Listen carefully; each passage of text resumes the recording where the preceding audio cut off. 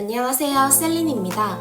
오늘은 스드메 관련한 꿀팁을 준비했어요. 저는 원래 플래너님이 없었는데 스드메를 결정하면서 플래너님이 필요하다는 거 알게 됐어요. 혹시 저처럼 플래너가 없으신 분들은 스드메를 위해서라도 플래너와 함께 동행하시는 걸 고려해 보시면 좋을 것 같아요.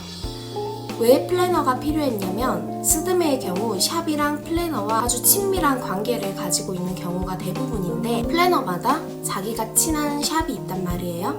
그러면 혼자 갔을 때보다 플래너님과 함께 동행했을 때 가격적인 혜택을 많이 볼 수 있고, 또 플래너는 그 샵에 어떤 드레스가 있는지 또 어떤 혜택들이 맞는지 쏙쏙이 알고 있기 때문에 우리 신부님께 더 어울리는 그런 맞춤형 추천을 해줄 수가 있다는 점에서 좋은 것 같아요. 특히 드레스샵에 있어서는 우리가 드레스샵에 어떤 드레스가 있는지 다 알 수는 없거든요. 우리가 미팅을 가게 되면 어울리는 드레스를 임의로 가져와서 입혀주신단 말이에요. 그런데 이런 과정에서 플래너님이 계시면은 이런 드레스 우리 신부님한테 어울릴 것 같은데 그 드레스 좀 가져와 주세요. 이렇게 코디네이터가 되어주실 수도 있고, 조금 더 샵의 직원분이나 대표님들이 더 신경 써서 봐주시기 때문에 마치 천군만마를 얻는 듯한 효과가 있습니다. 저도 스드메를 준비하면서 플래너님을 모시게 되었고요. 저희 플래너님 덕분에 제가 가격적으로도 많은 혜택을 받은 것 같고, 또 드레스의 경우에도 더 다양한 상품으로 입어보고 골라볼 수 있었던 것 같아요. 그럼 바로 꿀팁으로 넘어갈게요. 스드메 관련해서 가장 먼저 유의해야 되는 거는 바로 예산이에요. 스드메가 스튜디오, 드레스, 메이크업이잖아요. 그런데 이거 3개만 해결하면 다 되는 게 아니라 실제로는 더 해결해야 되는 것들이 남아있어요. 예를 들어서 본식 스냅 사진이나 본식 DVD 업체 등 여러 가지 것들이 짜잘하게 남아있단 말이에요. 그런데 본식 스냅이랑 본식 DVD도 굉장히 예산적으로 큰 부분을 차지하고 있기 때문에 이 2가지를 염려해서 스드메 나머지 3가지를 골라주시면 되겠습니다. 일단 우리가 생각하고 있는 예산이 중요해요. 어떤 분의 경우에는 1000만원대 예산을 잡는 분도 있고 500만원, 300만원, 100만원대 이렇게 예산을 잡으시는 분들이 있는데, 내가 잡은 예산 안에서 어떤 것에 가장 크게 투자할 것인지를 고민해 보셔야 될 것 같아요. 인생에 단 한 번 있는 웨딩이라는 이런 마법 같은 문장 때문에 드레스도 좋은 거를 결정하고, 어쩌다 보니 메이크업도 괜찮은 곳을 선택하고 스튜디오도 괜찮은 곳을 선택하다 보면 내가 생각한 것보다 예산을 훨씬 더 초과해서 계약하게 되는 경우가 굉장히 많아요. 그래서 나만의 예산을 짠 다음에 우선순위를 정하는 게 중요할 것 같아요. 제가 추천드리는 우선순위는 저는 스튜디오, 메이크업, 드레스라고 생각을 하고 있어요. 다들 왜 드레스가 마지막일지 의아해 하실 것 같아요. 그런데 드레스가 국내 브랜드가 있고 해외 수입 드레스가 있잖아요. 이 2가지를 선택함에 있어서도 크게 차이가 나요. 그런데 나는 해외 수입 드레스를 입고 싶어 하는 분들이 아니라면은 나는 국내 브랜드든 해외 수입이든 상관없다 하시는 신부님이 계시다면 국내 브랜드로 해서 조금 더 저렴한 가격대로 드레스를 결정을 할 수 있는데, 드레스를 결정하는 데에서 가장 중요한 건 샵보다는 내가 어떤 소재, 어떤 체형을 가졌고 어떤 형태의 드레스가 가장 어울리는지 알아보는 게 제일 중요하기 때문에 드레스 투어를 할 때는 A샵이든 B샵이든 똑같은 실크의 머메이드 드레스라면은 다 신부님께 잘 어울리실 거예요. 그렇기 때문에 여러 가지 샵들 중에서 또 고가, 저가, 중가 중에서 크게 고민하실 필요 없이 내가 원하는 게 무엇인지가 확실하게 있는 게 중요하고요. 또 드레스 투어를 예약할 때 꿀팁은 가격대가 비슷한 샵으로 구성해서 투어 일정을 짜는 거를 추천드려요. 당연히 비싼 게 더 좋은 건 맞기 때문에 예를 들어서 1000만원대 드레스샵과 500만원대, 200만원대 드레스샵을 모두 다 예약을 해서 둘러보신 신부님께서 처음에 입었을 땐 다 좋았는데 점점 고가를 입게 되니까 나도 이게 왜 좋은지 보이더라. 그래서 좋은 걸 두고 더 저렴한 상품을 구매할 수가 없더라 라고 말씀을 해주셨어요. 그날 하루 동안 여러 가지 드레스를 봤기 때문에 신부님께서는 어떤 드레스가 훨씬 더 고퀄리티인지 보는 눈이 생겼기 때문에 비싼 걸 봐버리니 싼 걸 절대 구매할 수가 없는 거죠. 그렇기 때문에 내가 생각한 예산대 안에서 샵을 선택해서 둘러보면 좋을 것 같습니다. 매일매일 드레스를 보는 사람이 아니라 특정 결혼식에 가서 드레스를 보는 하객들 입장에서는 신부님의 체형이 드레스에 얼마나 핏하게 들어가고 또 얼굴이 얼마나 화사한지, 그날 신부가 예쁜지 이런 전체적인 분위기가 기억에 남기 때문에 드레스를 저는 가장 마지막 우선순위로 추천드립니다. 그리고 마지막이라 함이 하찮다는 뜻이 아니고 내가 생각했던 예산대를 가장 잘 지킬 수 있는 곳이 드레스가 아닐까 싶습니다. 드레스샵을 투어할 때는 저는 하루에 3군데를 둘러보았는데요.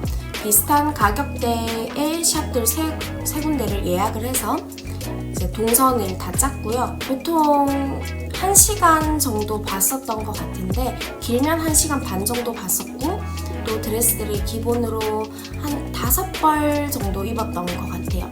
뭐 적게는 4벌, 많게는 7벌까지도 입어봤던 것 같습니다. 내가 샵을 선택하기 이전에 이미 알고 있어야 되는 것이 바로 내가 어떤 드레스가 어울리는지입니다. 그런데 이거는 첫 번째 드레스 샵에서 해보는 수밖에 없어요. 그래서 처음으로 방문하는 드레스 샵에서는 최대한 다양하게 입어봐야 돼요. 물론 처음 방문했다고 직원분께 알려드리면은 알아서 여러 벌을 추천해드릴 거예요. 저의 경우에는 전 되게 막 반짝반짝한 비즈 드레스나 안 그러면은 그리스 로마 신화에 나올 것만 같은 그런 드레스를 입고 싶었거든요. 그런데 막상 입어보니까 제가 아무것도 없는 굉장히 깨끗한 실크가 가장 잘 어울리더라고요. 그전에는 실크를 생각해본 적도 없는데 방문해서 추천해 주셨기 때문에 입었는데 아, 내가 이런 게 가장 잘 어울리는구나 눈으로 확인할 수 있었어요. 그리고 나보다 샵 직원분들의 눈이 훨씬 더 정확하기 때문에 같이 방문하는 눈썰미 좋은 친구 그리고 샵 직원분들의 추천에 따르는 걸 바랍니다. 어쨌든 저는 첫 번째 투어에서 머메이드랑 벨라인 2가지 다 잘 어울리고 실크와 튤이 가장 잘 어울린다는 거를 확인했어요. 전반적으로 수수한 옷들이 제 얼굴을 가장 잘 살려주고 반짝반짝하게 보인다는 거를 확인했어요. 그래서 이제부터 2번째, 3번째 드레스 샵에 갈 때는 제가 이런 드레스가 잘 어울리니까 이런 드레스 위주로 보여주세요 라고 요청할 수 있는 거죠. 그래서 어떻게 보면 첫 번째 방문한 곳에서는 샵을 선택하기가 어려울 수도 있어요. 그래서 첫 번째 방문한 곳보다 2번째, 3번째 방문한 곳에서 조금 더 성공적으로 드레스 투어를 할 수 있어요. 일단 내가 원하는 드레스의 형태와 소재를 알게 됐다면 어떤 샵에서 나와 어울리는 드레스를 제일 많이 가지고 있는지가 중요합니다. 우리가 드레스 투어 때 입는 이 드레스들을 우리 본식 때 입지 않을 수도 있어요. 왜냐하면 지금은 신상이지만 이게 내년에는 신상이 아니니까 스튜디오 촬영하는 드레스로 빠지고 새롭게 들어오는 신상을 본식 때 입을 수 있기 때문이에요. 그래서 지금 내가 드레스 하나를 선택한다고 생각하기보다는 이런 드레스들 위주로 셀렉을 하는구나, 이런 드레스들을 만들어내는구나 라는 관점으로 드레스샵을 셀렉하면 됩니다. 저 같은 경우에는 처음에 케일라 베넷을 갔어요. 케일라 베넷을 갔을 때는 플래너님이 없었고 그래서 혼자 갔기 때문에 어렵다는 걸 깨닫게 됐어요. 근데 이때 얻었던 수확은 제가 아주 깨끗한 실크 드레스가 어울린다는 거를 확인할 수 있었고 그 다음으로 투어 일정을 잡은 게 소유 브라이덜, 아틀리에 쿠, 그리고 엘리자베스 럭스입니다. 결과적으로 저는 아틀리에 쿠를 선택했는데 두 곳 다 제가 원하는 스타일의 드레스들이 무궁무진하게 많았고 저는 하객들이 저를 봤을 때 좀 더 고급스러운 이미지였으면 좋겠다고 생각을 해서 오트 쿠티르 드레스를 수입하는 아틀리에 쿠로 선택을 했습니다. 근데 이 소유랑 아틀리에 쿠 2개를 다 보고 나니까 내가 굳이 럭스를 갈 필요가 없겠다라는 생각이 들었어요. 럭스는 조금 더 엄청 반짝반짝하고 엄청 화려한 그런 드레스가 많기 때문에 이 둘만 봐도 충분해 라고 생각을 해서 마지막에 투어를 취소했었습니다. 아까 말한 것처럼 하객들이 본식에 와서 나를 봤을 때 어떻게 내가 비춰졌으면 좋겠는지 이것도 하나의 꿀팁이에요. 이런 거는 여러분들이 드레스 투어를 갈 때 직원분께 알려드리면 큰 도움이 될 것 같습니다. 다음으로는 메이크업인데요. 메이크업을 두 번째로 중요하다고 생각을 했는 건 바로 본식 때 신부의 얼굴이기 때문이에요. 드레스를 앞만 좋은 거 입고 있어도 피부 표현이 거지 같으면, 피부 표현이 별로면 신부에 대해서 좋은 인상이 남지 않거든요. 그래서 드레스가 깨끗하고 평범한 것이라 할지라도 피부가 굉장히 좋고 생기 있으면 그날의 신부의 분위기가 결정이 되기 때문에 드레스보다 더 중요한 건 본식 메이크업을 얼마나 더 잘하느냐인 것 같습니다.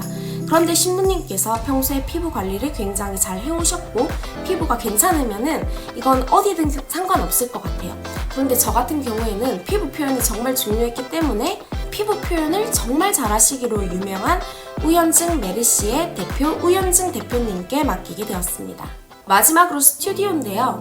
저는 스튜디오에 있어서 가장 중요하다고 생각하는 거는 시간이 얼마나 지났던 간에 나중에 다시 사진을 봤을 때 촌스럽지 않은 게 중요하다고 생각해요.